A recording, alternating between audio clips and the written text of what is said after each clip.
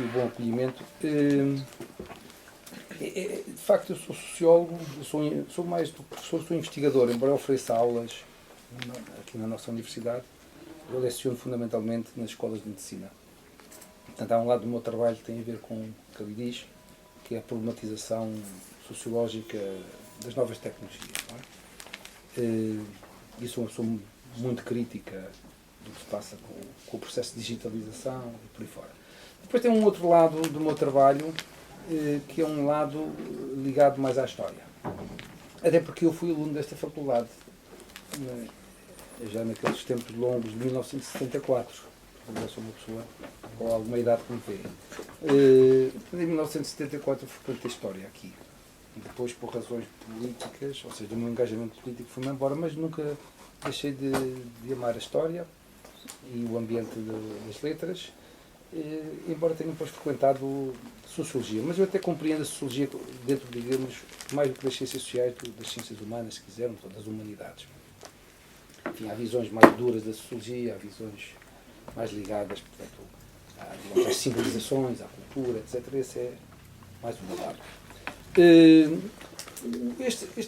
A descoberta desta figura, da minha parte, deu-se a um acaso extraordinário. Eu tive um professor na licenciatura, historiador, aliás, um historiador fantástico, o Valentim Alexandre, que numa aula considerava que o discurso anticolonial só teria surgido em Portugal por via do Partido Comunista Português e, portanto, um bocado tarde, nos anos 40, 50. Eu era uma pessoa que tinha estado engajado em movimentos políticos críticos do PCP, mais à esquerda do PCP, aqui nesta faculdade, precisamente, e não acreditava, pelo que eu conhecia da história, que antes, e pelo que eu conhecia da história política, não acreditava que não pudesse existir crítica anticolonial séria antes. Até porque tinha a ideia, bom, o meu professor também, mas que a política republicana tinha sido fundamental no plano da transformação da África num terceiro império, não é? Que substituísse, portanto, o Brasil perdido, portanto, um século antes. Enfim, desafiado, como quem desafia o professor, no fundo, não é? Eu meti-me ali na Biblioteca Nacional com um grupo que fazia parte, não é? Éramos 4, e começámos a vasculhar tudo o que era publicações e chegámos à batalha. E quando chegámos à batalha, descobrimos o Mário Domingos. E descobrimos um espólio enorme de artigos sobre a condição dos negros em Portugal, sobre o que se passava com os negros também nas colónias africanas, sobre as relações de organizações políticas, as relações que certas organizações políticas ligadas à defesa dos negros tinham com organizações internacionais do mesmo tipo, particularmente norte-americanas. Bom, e começa a descobrir, não é, todo um mundo que relativamente que era desconhecido, aliás.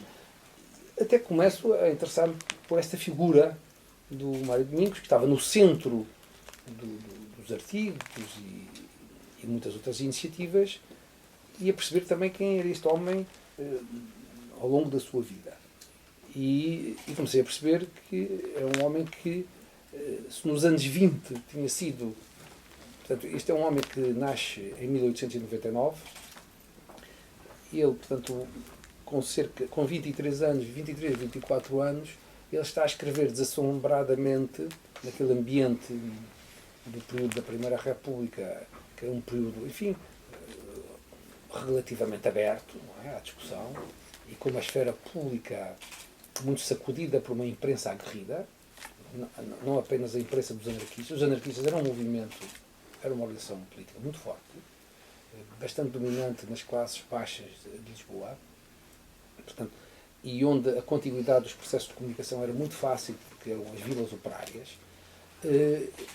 O jornal era diário, o Jornal da Batalha, portanto, ele circulava amplamente, E este homem, o Mário Domingos, surge com 23 anos a escrever de uma forma desassombrada sobre a condição dos negros, sobre o que se passava nas colónias, sobre o que o Norton Matos fazia. Porque o Norton Matos é um homem, um maçónico importante também, é um homem que é enviado para Angola para fazer a estruturação, no fundo, do território de Angola, para a preparar para um certo tipo de desenvolvimento agrícola, industrial, etc. Para fazer estradas, etc.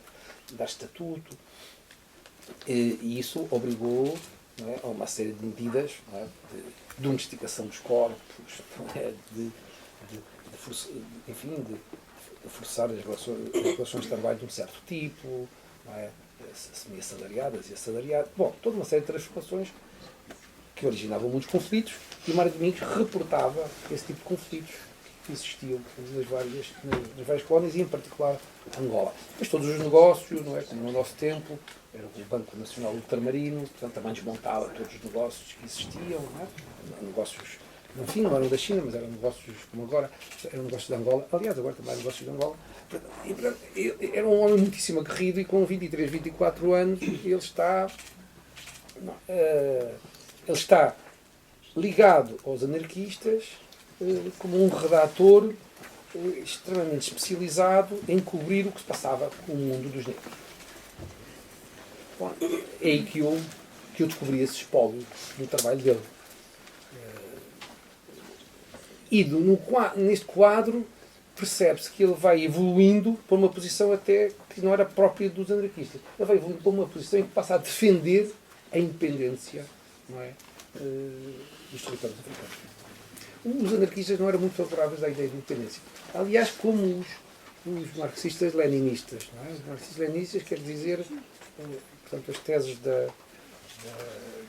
Internacional de Lenin, porque eles eram internacionalistas e, portanto, não eram muito favoráveis à ideia de nação. Mas o Lenin mudou justamente esse quadro, dizendo que a Revolução Nacional pela Independência era um passo na Revolução Socialista. Os anarquistas não partilhavam dessa ideia, mas o Mário Domingos segue justamente essa ideia e passa a partilhar o ideal da independência. Bom, vocês estão a ver, Portugal está a fazer um esforço muito grande no período republicano e depois a seguir, não é, no Estado Novo, para fazer um processo colonial, enfim, um processo imperial, portanto, o Terceiro Império Africano, não é? Estruturado, pujante, e tem aqui um sujeito, não é? Portanto, a fazer denúncias umas atrás das outras. Essas denúncias eram particularmente tremendas por outra razão. É que os Estados Unidos da América, na altura, e a Inglaterra, estavam sacudidos por muitas reivindicações completamente antagónicas à escravatura, ou aos restos da escravatura através do trabalho forçado. E, em particular, a esfera que era mesmo muito importante deste tipo de trabalho, vejam lá só, era por causa dos chocolates, era São Tomé e Príncipe. É? E, portanto, por causa das roças de cacau, é? que enviavam, portanto, a matéria-prima para o chocolate para a Inglaterra, os Cadburys. E o que acontece é que começam a existir comissões inglesas e norte-americanas, não é? Para saber se aquelas roças de cacau tinham trabalho escravo, tinham trabalho forçado, qual era o estatuto das pessoas. Essas comissões eram dirigidas por intelectuais muito influentes. Um deles era o Edward Ross, nos Estados Unidos da América, da velha escola de Chicago, do pensamento social, portanto, que era uma universidade extremamente importante. Antes da Universidade de Colômbia ser muito importante a partir dos anos 30, sobretudo 40, antes era a Universidade de Chicago, que era a grande universidade. Ainda hoje é uma universidade fundamental e justamente ligada, portanto, ao ambiente literário, não é? Portanto, é uma universidade fundamental. E haviam delegações que viajavam para os territórios administrados por Portugal e faziam um relatório sobre o que lá se passava. Portanto, o Mário Domingos acompanha a imprensa internacional nestes processos, acompanha, portanto, essas iniciativas e reporta essas iniciativas em Portugal. E vai desmontando. Enquanto que a diplomacia portuguesa está sistematicamente a fazer um esforço de dizer ali não se passa nada, está tudo bem, etc. O que o Mário Domingos fazia o papel do desmancha-prazeres. Mostrava que isso não era assim, sistematicamente. Portanto, era uma figura extremamente irritante. Portanto, este homem com 23 anos, não é? 22, 23 anos, começa a tornar-se uma figura muito irritante, não é? Em Lisboa. Era um homem que, além de mais, era muito fácil de notar, não é? Porque ele era filho de uma... Olá, ele era filho de uma negra, justamente semi-escrava, de uma roça da Ilha do Príncipe, e de um branco, com uma posição importante na roça. Mas que parece que era um homem, enfim, portanto, decente, não é? Quer dizer, para os padrões da época. O que, enfim, decente, mas fez várias indecências, mas se calhar os padrões da época, os padrões da época talvez não favorecessem, sem querer desculpar nada. O que este homem faz é trazer o miúdo para cá, para Lisboa, ainda muito pequenininho, ou seja, retirou-o da mãe. E disse ao miúdo sempre, e a família também dizia o mesmo, que a mãe tinha morrido. Portanto, ele julgava-se órfão, mas o que ignorava era a verdade. Não é? E ele então foi sujeito a uma educação extremosa. A família corroborada pelo próprio, a família acolheu muito bem o miúdo, o pai tratou-o bem, mas quem verdadeiramente tratava dele eram os avós. O pai voltava para a roça e ele ficava aqui. Portanto, ele foi extremamente bem tratado, frequentou a escola francesa, depois a alemã. Portanto, é uma pessoa que adquiriu grande bagagem cultural, grande pendor para as letras, e nesse período republicano, ele como negro e alguém muito culto que acompanhava os processos pela emancipação dos negros nos Estados Unidos da América, torna-se um homem muito radicalizado. E o lugar que encontra para exprimir a sua radicalidade são os anarquistas da Batalha. Ele vai se oferecer como redator da Batalha, portanto, aí com 19, 20 anos. E começa a escrever contos para a Batalha e depois torna-se redator. E depois começa a cobrir todo o problema africano. Estão a ver? Este é o começo desta personagem.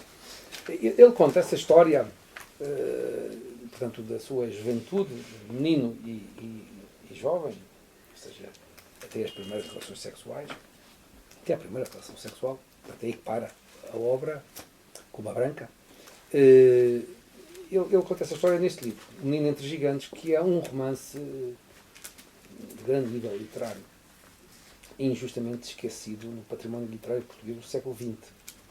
E ainda mais estranho de ser esquecido porque é um romance literário escrito por um negro, não é? Com cariz autobiográfico e que descreve vários ambientes da cidade de Lisboa de uma forma absolutamente fantástica. Não é? Em particular, por exemplo, a Amadora, que é descrita como se fosse um sítio bucólico, com rios e moinhos. Tudo o contrário do que o J. Pimenta, portanto, começou lá a fazer e depois todos os outros empreiteiros, não é, fizeram daquelas terras. Eu, por acaso, ainda vi, o meu pai era um quadro da Sora Fano, é, e eu ainda vi um pedaço da Amadora assim. Portanto, há várias zonas da cidade de Lisboa que são descritas, portanto, naqueles anos 10, do princípio do século XX, e que são um fresco absolutamente fabuloso e absolutamente esquecido da nossa cidade. Nesta obra ele conta aquilo que podíamos chamar a fenomenologia da negritude na primeira pessoa. O que é ser um miúdo negro e que não se dá conta que é negro até entrar na escola, praticamente, porque ele está no seio familiar, numa zona bucólica, os pais levam para... A ideia dos pais saírem daqui do centro da cidade onde estavam para a Amadora e afastarem-se é algo que também nos coloca a interrogação se não era porque justamente estão com um negro, não é? Que um filho traz, miúdo, e se não era melhor estarem afastados da cidade de Lisboa e fazer crescer a criança. É bem provável, não é?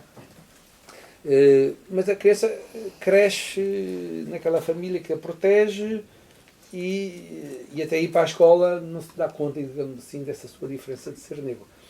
Ele conta isso, esse processo todo muito bem, e depois o que é que significa entrar na escola, mesmo uma escola de gente, digamos, de elite, de alguma maneira, e começar a dar-se conta de que é negro, não é? Há aqui umas páginas absolutamente fabulosas que eu escolhi para vos trazer, não é? Ver se... Conta todo o ambiente da escola, a entrada para a escola, e aqui está. Não é? Portanto, ele conta que estava a brincar, etc.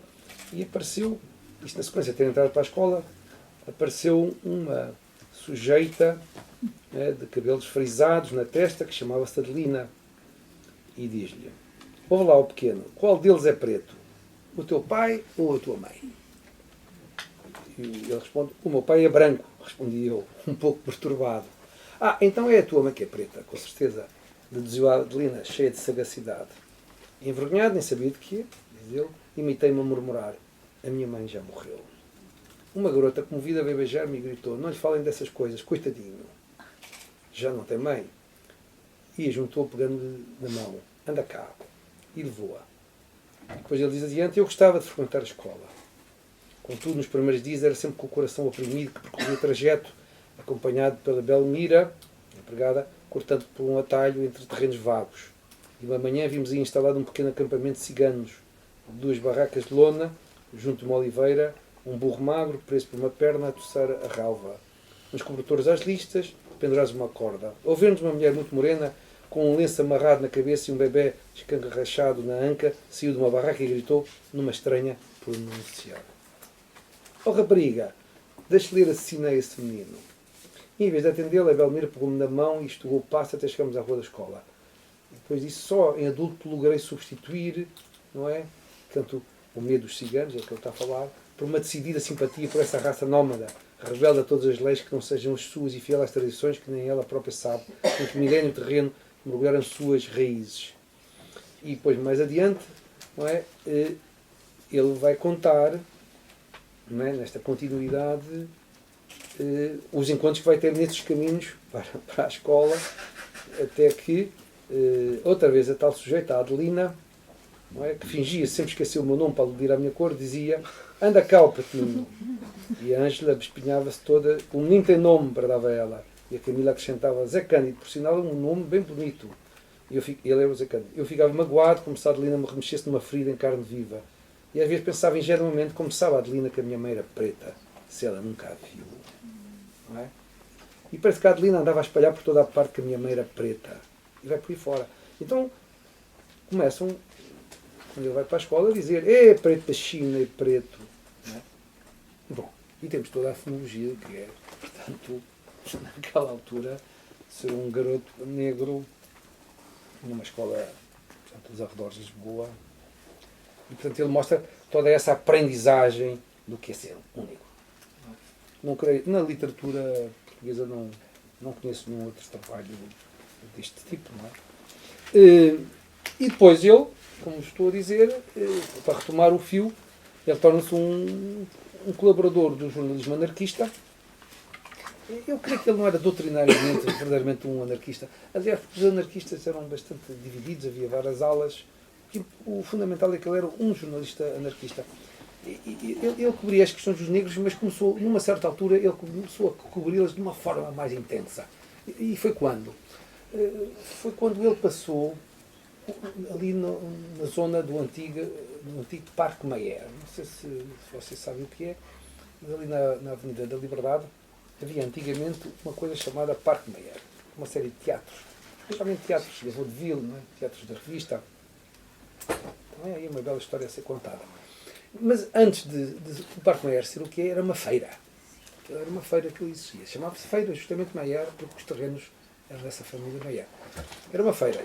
E na feira havia vários jogos. Um dos jogos que existia, e que o impressionou muito, era um sujeito com a cara pintada de preto, não é? Que levava com bolas. Não é? Portanto, era preciso, o sujeito estava a ser uma certa distância, havia aqui um gradeamento, pegava-se umas bolas e era a ver se acertava no tipo. Não é? E havia uma tableta que dizia: o preto aguenta tudo. Não é? Portanto, era um branco pintado de preto que levava com boladas. Quem acertasse com as boladas no suposto preto, não é? Ganhava uma série de prémios. Não é? Charuto, bom, aquilo tinha uma impressão terrível. E ele, a partir daí, começou a ter uma rubrica no jornal chamada O Preto Aguenta Tudo. Não é? E começa, a partir daí, não é, sistematicamente a escrever, não é, sobre a condição negra e sobre o que se passava com a África colonial, como é que se estava a montar, e por aí fora. Não parava. Foi uma autêntica compulsão. Ele tem 30 artigos a rajada, não é, portanto, sobre este assunto. Acompanhavam outros escritores importantes que escreviam na batalha, como o Ferreira de Castro, também, que simpatizava com esse tipo de posições.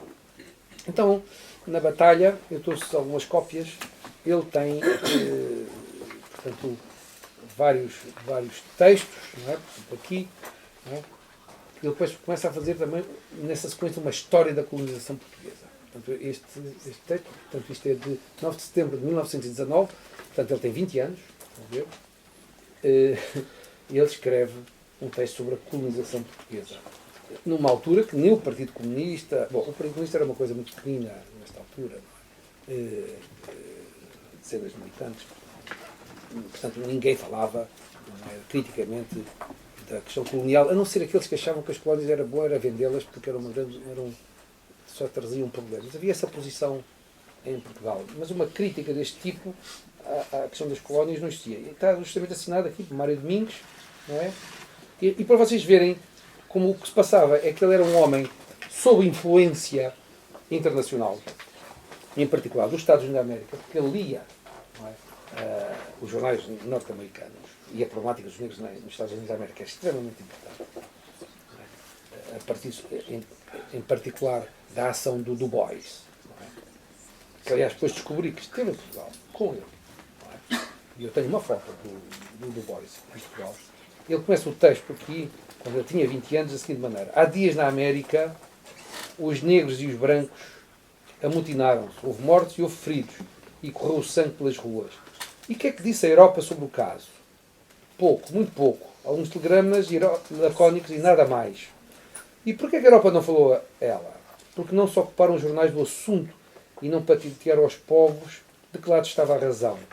Seria que alguns mortos e feridos, por serem negros, mais não merecerem a atenção? Quem assistiu impassível à queda de 15 milhões de vidas, ou haverá conveniência em não se mexer na verdade? O facto é que os negros vão dando que fazer aos americanos. Ex-escravos, lançados em plena evolução da ciência, que neste último século tem tomado um desenvolvimento colossal, os negros educaram-se, viram quão iníqua para eles era a sociedade americana, compreenderam os seus direitos, que são iguais aos dos brancos, e enquanto os não alcançarem, os motins não vão cessar e o sangue não deixará de correr pelas ruas. Quem quiser compreender profundamente a situação dos negros americanos, que repare na analogia tremenda na luta dos pretos espoliados dos seus direitos contra os brancos que lhes negam e a luta dos trabalhadores enganados contra a burguesia que os engana. Então ele vai sistematicamente ver os negros nesta relação, digamos assim, com as ideias anarquistas e as ideias socialistas. E depois passa para a Europa. A imprensa burguesa na Europa não se referiu com mais largueza de vistas a esta questão, dando-lhe o aspecto de simples incidente, porque falar-se de pretos e de brancos implica falar-se de colonização. E colonização até hoje ainda não se pode traduzir senão por uma palavra: crime. Bom, com 20 anos estava a escrever assim, em que a política republicana, portanto, era o processo todo colonial. Imagina o que vai acontecer a este homem quando ele tem 34 anos, não é? No auge, portanto, da afirmação do Estado Novo, não é? E do ato colonial, não é? 33. Ele está feito. Portanto, ele está completamente feito.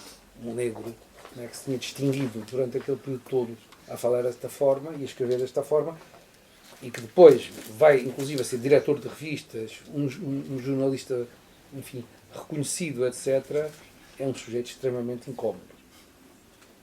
E depois ele diz: os governos de um país civilizado, em itálico, a título de exportarem a civilização em itálico, ou seja, já está a discutir essa ideia do processo civilizador dos europeus, para os povos ditos selvagens, levam-nos do canhão que os mata e o comércio que os rouba.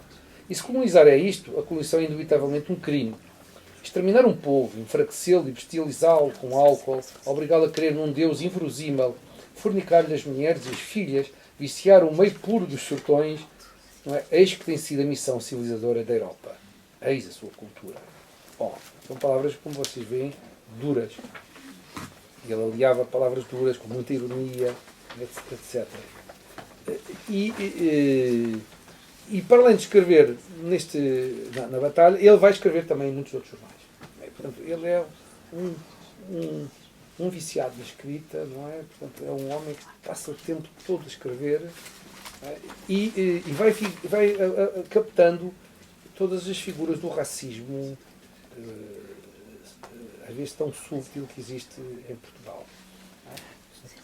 Aquela ideia do pratinho, não é? Quer dizer, como se tratar por pratinho não fosse também, portanto, um ato racista. Portanto, ele apanha muito bem essas questões.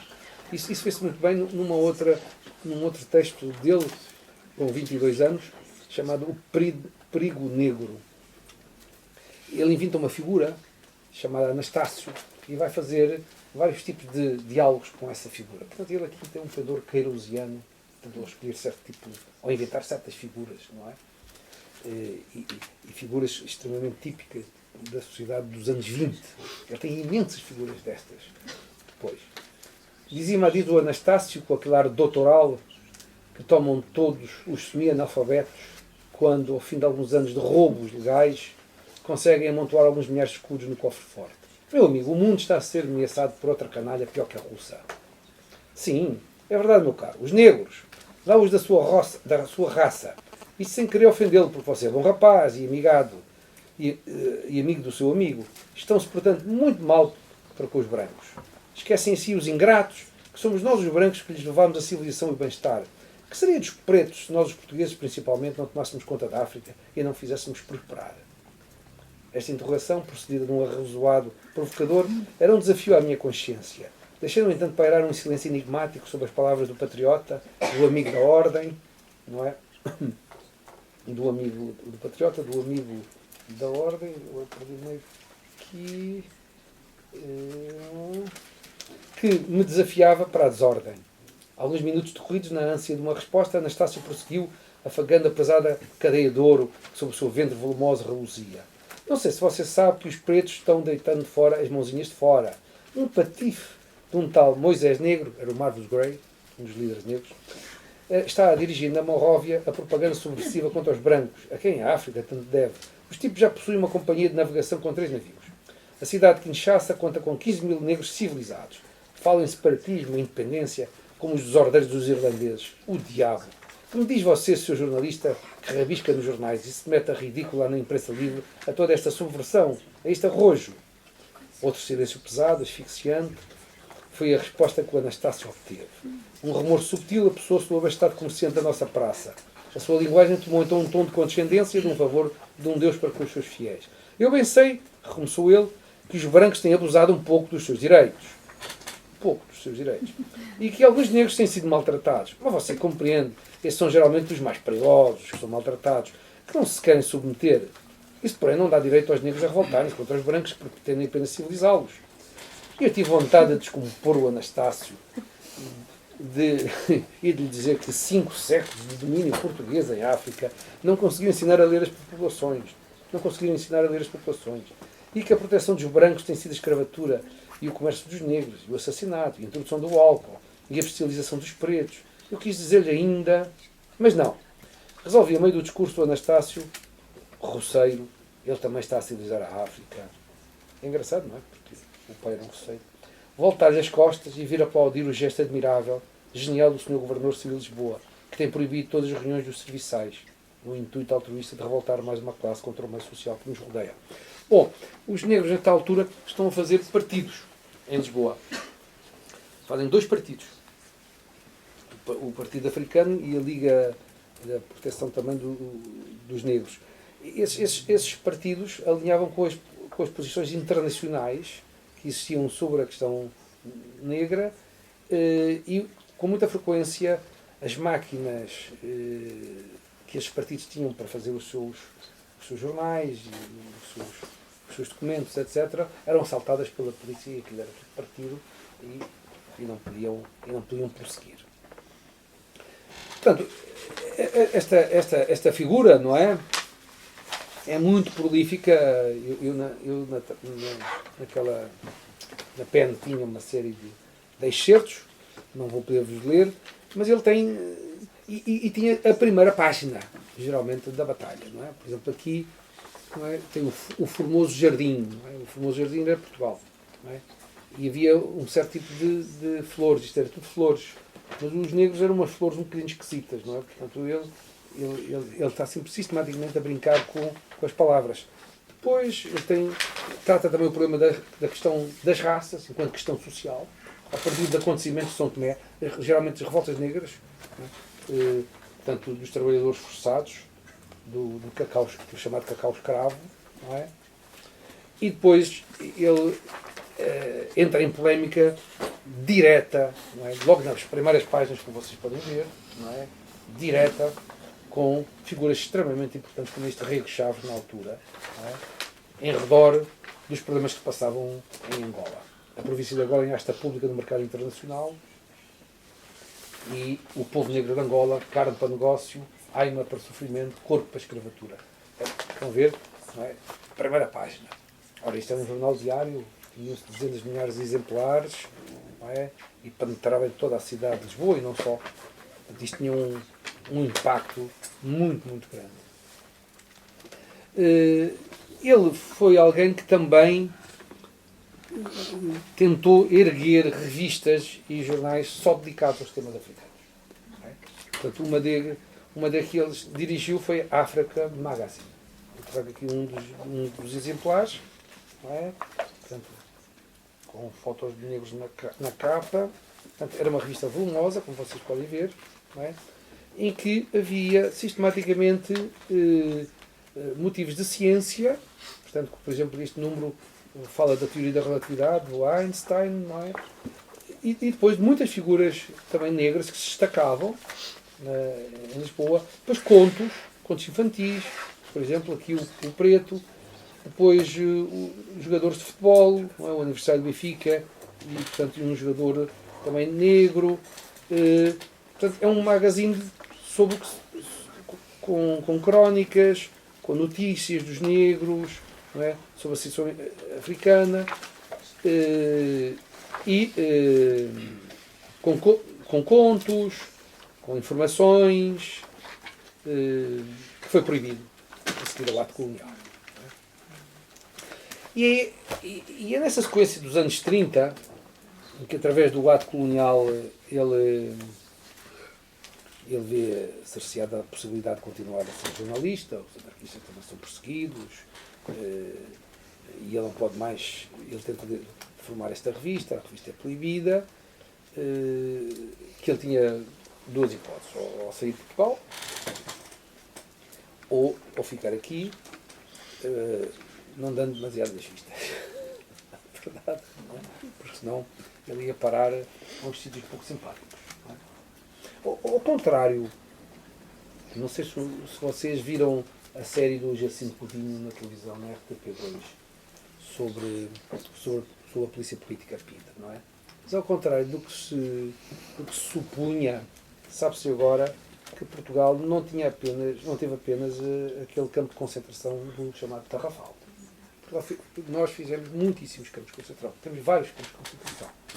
A nossa política era a polícia política e a repressão política era muito mais dura do que parece à primeira vista. Esse trabalho do Jacinto Godinho, que é um colega nosso da Universidade Nova, não é?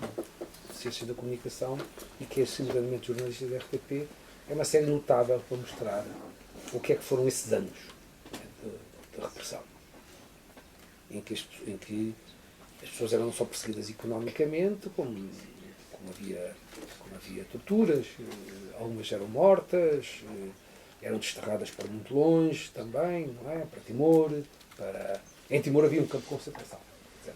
Também, não é? depois o Tarrafal. Bom, o Mário Domingos estava na lista. Foi por essa razão, precisamente, que muitos destes homens foram parar, por exemplo, a Moçambique e outros sítios, onde não davam nas vistas e eram professores. E alguns deles eram professores notáveis. Por exemplo, aquele nosso investigador famoso, o Alexandre Quintanilha, não é filho justamente do Quintanilha anarquista, que era um homem de ciência, também bastante importante, que fugiu nessa altura para Paris e depois conseguiu arranjar dar aulas em Moçambique, no antigo Liceu de Lourenço Marques. Muitos desses professores do Liceu de Lourenço Marques eram de grande nível, fugidos, e depois ficaram relativamente mais sossegados, como professores do Liceu, mas foram eles que deram origem a muitos dos intelectuais mais interessantes que Portugal depois vai ter. No caso do Liceu de Lourenço Marques, aliás, é extraordinário, porque vai dar origem até ao Hotel Saraiva de Carvalho. Uma das turmas do Liceu de Lourenço de Marques mais notáveis é aquela que junta o Fernando Gil, o José Gil, portanto, os filósofos, não é? O Rui Guerra, o cineasta, o Hermínio Martins, não é? Uma galeria de figuras absolutamente notáveis. E que depois todas partiram para o exílio. Não é? Quando tiveram 17, 18 anos, tiveram que partir para o exílio, porque tinham círculos geralmente anticoloniais ou círculos de tipo marxista, e depois, portanto, ou eram presos, não é? No caso das antigas colónias, a prisão era um assunto sério, ou iam, não é? Ou iam para. Ou eram presos ou iam para o exílio. E geralmente iam para a França, para a Inglaterra, mas sobretudo para a França, Suíça.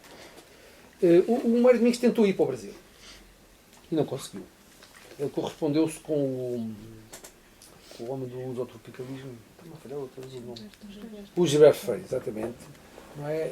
Mas o Gilberto Freire não conseguiu apoiá-lo, pelo menos tanto quanto eu consegui até agora apurar, não conseguiu apoiá-lo e ele ficou. O que é que ele fez? Ele mudou de margem, não é? Quer dizer, pegou e foi embora para a Costa da Caparica. Não é?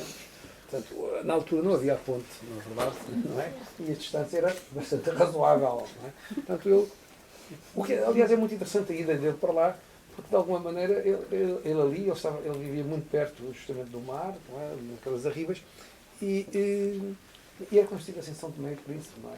Estava ali perto do mar, bastante afastado de Lisboa, depois vinha cá para entregar os livros. Não é? E decidiu ser um escritor profissional. E para ser um escritor profissional, ele tinha que escrever, portanto, muito. E, portanto, ele escrevia um livro por mês.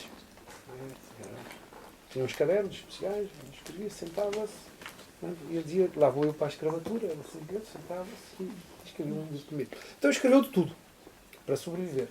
Portanto, trata-se de um intelectual que não conheço outro em todo esse período, é um intelectual que tem que escrever, não é, para como o Casmiro Castelo Branco no século XIX, para sobreviver. Então tem que escrever. E portanto tem que trabalhar muito. Então estou a escrever tudo e mais alguma coisa. Então escreveu teatro, tem peças de teatro muito interessantes, de teatro praio. Escreveu muita crítica literária, também. Não é? Portanto, ele faz crítica literária muito favorável aos modernistas. E introduz os modernistas e entra em polémica, portanto, a favor dos modernistas. Escreve crónica social e toda ela já muito disfarçada. Portanto, todas as suas intenções, digamos assim, de tipo humanista e pan-africanista começam a aparecer disfarçadas, não é? Depois nos contos, depois escreve contos e depois escreve muitos livros também de aventuras. Ele tem um espólio de livros de aventuras absolutamente notável, de detetives, de pistoleiros, de cowboys. Não é? Portanto, ele é um autêntico Emílio Salgari. Ele tem um espólio que faz dele o nosso Emílio Salgari português, e só um desprezo muito grande pela cultura popular, não é? Ou pela cultura não erudita, é que continua na sombra, portanto, todo esse espólio dele, que é um espólio notável, porque quando nós lemos esses contos dele e essas histórias de aventuras, etc., tem sempre um fundo humanista, tem sempre uma crítica social lá subjacente, tem sempre os de cima e os de baixo, né? Subjacente, tem lá sempre a crítica ao racismo e por aí fora. Portanto, e simultaneamente, não é? Ele tem também muitas incursões no jornalismo, no período sobretudo anterior com o Reinaldo Ferreira, e ele, como era negro, então disfarçava-se de pedinte, andava pelas ruas em Lisboa a pedir, e depois escrevia o que era a experiência de ser um pedinte nas ruas, fazia certas tropelias para ir preso e depois expunha o que era viver na prisão, não é?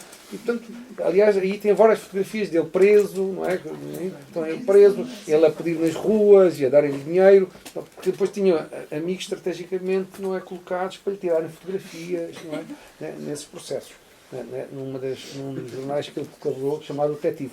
Isto é uma figuraça, não é? Isto é um personagem, não é? Uma boa parte dos seus trabalhos focam a questão da mulher também. Eu, tanto quanto eu sei, ele amou sobretudo mulheres brancas, não é? E os seus casamentos, foram com mulheres brancas. E ele tem vários textos, não é, onde o problema da mulher aparece. Em primeiro lugar, a favor da mulher, não é? Quanto às teses spencerianas, que estavam muito em voga naqueles anos 20, 30, 40. Reparem que em Portugal, nos anos 20, 30, 40, e no mundo, aliás, ocidental, o eugenismo era extremamente importante. E havia visões, portanto, sobre a inferioridade também das mulheres, não é, face aos homens. Portanto, ele tem vários textos de polémica em relação a essas teses. Mas ele depois também tem outros textos em que mostra uma espécie de ambivalência muito à Boris Vian, não é? Sobre a branca. Não é? Portanto, ele queria ser amado pelas brancas e a coisa não devia ser fácil. Portanto, então, ele mostra muita ambivalência nesse processo, ou seja, querer ser amado e as brancas exigirem mais dele, ele ficar sobreminado às brancas, e aparece muitas vezes o negro como uma figura relativamente infantil face à figura da branca. Portanto, aí antecipa muito o que o Frantz Fanon escreve sobre esta relação do homem negro com a mulher branca.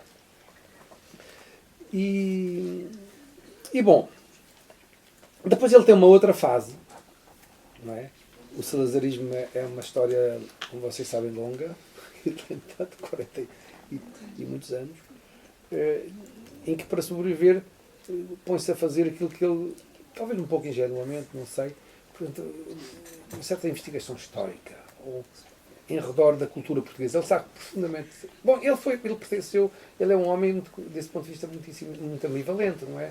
Ele transporta a cultura negra, mas o que ele aprendeu foi sempre a cultura branca e a cultura europeia e a cultura portuguesa. Ele depois transforma-se num homem claramente da cultura portuguesa. E quando ele se transforma, ele foi sempre, não é? Mas quando ele, de alguma maneira, abandona esta militância política e é um homem que, pelos seus livros, pelas suas traduções, já não é perseguido. Não é?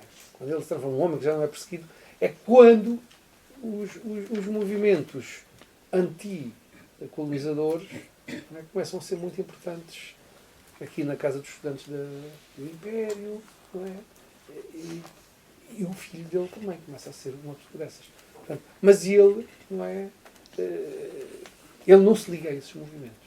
Ele não está ligado. Há aqui uma decalagem entre a geração dele e ele. Foi toda praticamente decapitada. Os líderes negros anteriores foram-se embora. E ele, que fica sozinho. Portanto, e essa nova geração. Portanto, a ligação que poder-se-ia fazer com o seu filho não se nota na obra dele. Não é? Ele está... E o que ele se dedica é a escrever sobre Nuno Alves Pereira, sobre Dom Afonso Henriques, sobre uma série de figuras da história de Portugal. Marquês de Pombal, Padre António Vieira, o que o torna um bocadinho antipático, o torna bastante antipático com a nova geração negra, não é? Que quer cortar todas as ligações com Portugal depois da ala dura, depois da política muito intransigente do Salazar e da ala dura, que depois ele acabou por se ligar, não é? Não permitiu nenhum tipo de solução relativamente negociada lá nos finais entre os anos 58 e 61. Os anos 58 e 61 são anos duríssimos. Não é? Os historiadores descrevem estes anos como anos quase de refascização do regime. E eu diria mesmo que são até 60 e tal, 63, 64, é ainda mais duro do que a gente supõe. Porque são os anos da oposição de Humberto Delgado, da administração Kennedy, das condenações da ONU à política imperial portuguesa e começa a haver fissuras na coligação salazarista por parte dos militares. Então, uma parte dos militares afasta-se. Exemplo, aliás, o Humberto Delgado, não é? E outros, não é? Do Henrique Alvão, antes, etc. Não é? Desligam-se do Salazar e, com a conivência da Embaixada dos Estados Unidos da América, preparam-se para depor o Salazar. Isto ocorreu sobretudo na famosa Abrilada de 61. É? O Botelho Muniz, provavelmente, se não tivesse ido passar umas férias no Algarve, subestimou o Salazar. E foi uns dias de férias. Tinha tudo combinado com os norte-americanos e também tinha os comandos militares todos a seu favor e achava que o Tomás, o Américo Tomás, sabia do que ele estava a fazer e ele jogava que o Tomás iria tomar o seu partido e, portanto, foi até assim uns dias de férias do Algarve e não percebeu que o Salazar era um sujeito com uma tenacidade inacreditável de apego ao poder e que era capaz de engendrar um conflito que levasse a uma guerra colonial contra a posição dos Estados Unidos da América. Foi o que o Salazar fez. Não é? Portanto, são anos muito duros. Não é? Os relatórios no terreno do ano de 61 dos esquadrões portugueses militares são aterrorizadores. Um dos que sobrou, e que está muito bem analisado pelo António Araújo, que saiu recentemente num livro das edições 70, que é um relatório absolutamente impressionante, de abril de 61, onde um esquadrão português obriga o SOBA de uma senzala a dezenas de quilómetros de Luanda a dizer quem teriam sido os negros que mataram um branco e feriram um outro, e o SOBA foi obrigado, não é, a separar os negros que tinham feito essa ação. E o esquadrão português imediatamente fuzilou-os numa cerimónia pública à frente de todas as pessoas e todas as crianças e obrigou alguns negros a separar, a cortar as cabeças e pendurou uma série de paus, 5 paus, não é? E pôs 2 cabeças, não é, em 2 paus e deixou os outros paus como aviso do que é que iria acontecer a seguir, não é? Se continuasse a haver aquele tipo de problema. Essa era a orientação, não é, que havia no terreno. Em abril de 61, 15 dias depois do chamado ida em força para Angola do Salazar, que afastou justamente o Botelho Muniz. Portanto, a política portuguesa é muito dura naquele período, não é? O assassinato do Humberto Delgado, portanto, uma política completamente contrária a qualquer tipo de mudança. Ora, e o Mário Domingos, neste processo, não é? É um homem, enfim, nesta altura, como vocês têm 60 e poucos anos, está a sobreviver e não se liga aos jovens radicalizados que estavam aqui em Lisboa. O seu filho, sim, é um homem que está ligado. Eles, aliás, o pai e filho têm problemas aí. Ignoro porque é que ele não se liga. Provavelmente nós hoje sabemos qual era o desfecho, não é? Todo esse processo. A guerra colonial seria a nossa derrota. Mas aparentemente ele não se liga e vai terminar até por ser condecorado pelo Américo Tomás por causa justamente desses livros todos que ele fez a favor das figuras nacionais. Não é? Portanto, torna-se uma figura difícil. Sim, torna-se uma figura muito difícil de ser captada pelos movimentos de esquerda da altura, pelos movimentos também, pelos líderes nacionalistas da altura. Portanto, quer dizer, temos aqui um sujeito, não é? Que quando era jovem, e mais ou menos de meia idade, quando era jovem, foi um período de de glória, de ativismo político a favor dos negros, não é? De jornalista, etc., que o tornou muito notório na sociedade dos escritores, lisboeta, nas letras, etc. Depois ele tem que fugir de Lisboa, vai-se embora e ergue toda uma vida em redor da escrita, onde escreve todos estes livros, inventa pseudónimos uns atrás dos outros. O Alfredo Margarido, eu entrevistei porque o Alfredo Margarido conhecia-o. Entrevistei o Alfredo Margarido para aí 15 dias ou 30 dias antes de morrer, e o Alfredo Margarido chamou-me a atenção que ele era o nosso homem. Se o Fernando Pessoa era o homem dos heterónimos, este era o homem dos pseudónimos, da pseudonímia, que é um termo que, aliás, eu uso, citando o Alfredo Margarido. Este homem inventava, inclusive, tradutores, ou seja, ele escrevia obras que depois apareciam como obras escritas por um personagem estrangeiro, um inglês, etc. E depois ele inventava um pseudónimo de alguém que traduzia aquilo que ele próprio escreveu com o nome do inglês.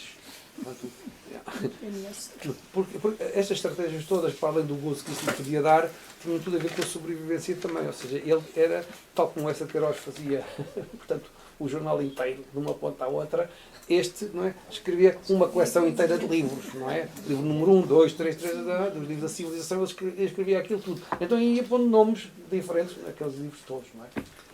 O nosso país tem alguns sujeitos deste género. Não é? O José Jorge Cria atualmente é também um sujeito deste tipo, curiosamente. E este homem, portanto, tem pseudónimos, uns atrás dos outros. Portanto, essa fase é toda uma fase em que ele sobrevive como um intelectual autoexilado, não é?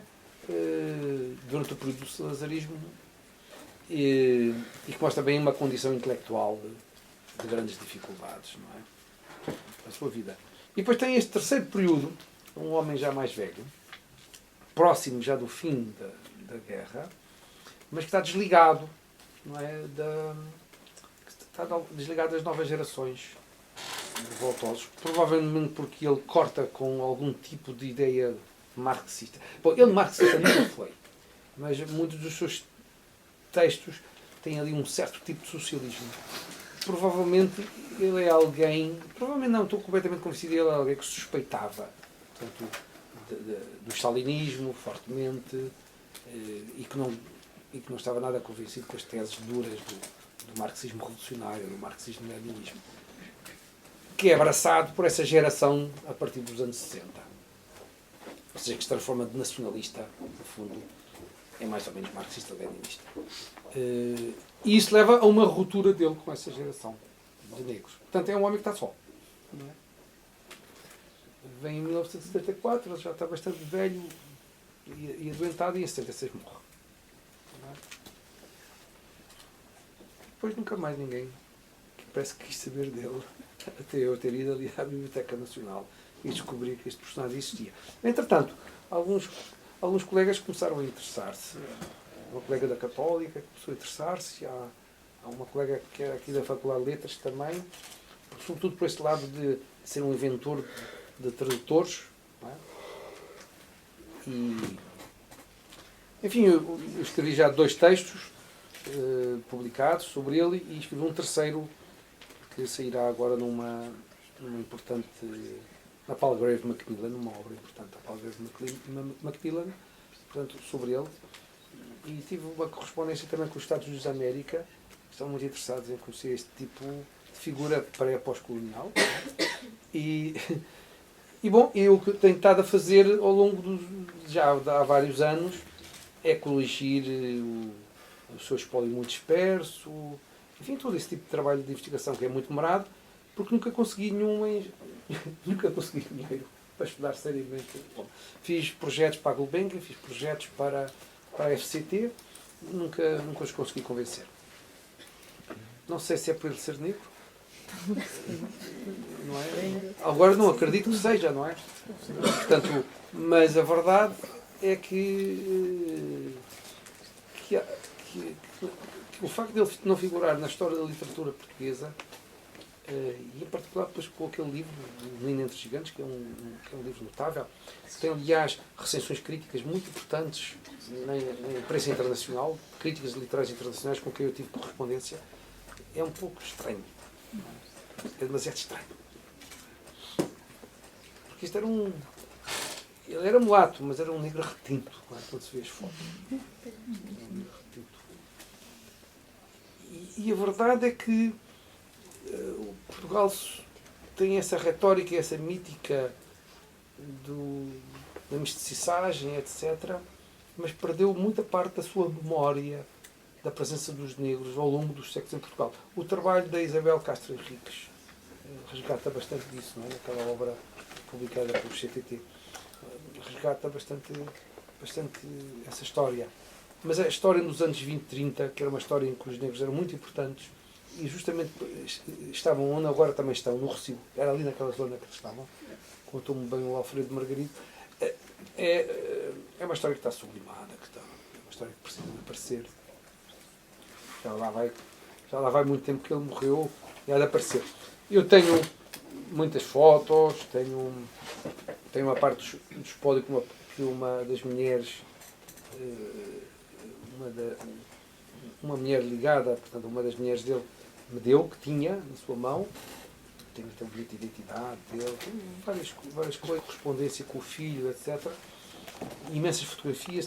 E o que eu penso é quando acabar o meu trabalho em redor de uma parte do trabalho dele, porque isto é um trabalho impossível de sozinho fazer, aquilo que eu tenho vindo a trabalhar é sobretudo toda a parte biográfica dele até mais ou menos aos 30 anos e o que ele escreveu sobre a questão negra. Não é? Mas há todo um outro continente de coisas que impossível de abarcar, toda a parte de literatura de aventuras, não é?